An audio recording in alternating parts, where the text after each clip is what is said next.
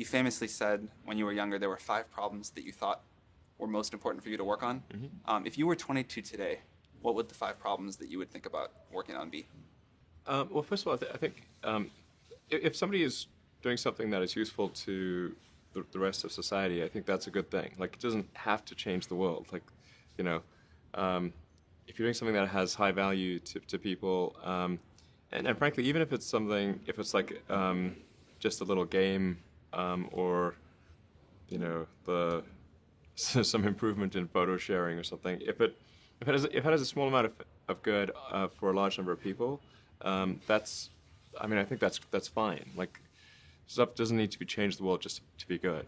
Um, but in terms of things that I think are most likely to affect the future of humanity, I think AI is probably the single biggest item in the near term that's likely to affect humanity. So it's very important that we have the advent of AI in a good way. That is something that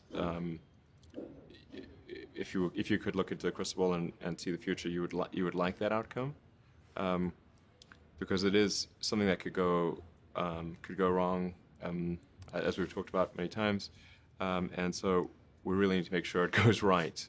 Um, that's I think AI, working on AI and making sure it's a great future. That's the most important thing I think right now, the most pressing item. Then obviously anything to do with genetics.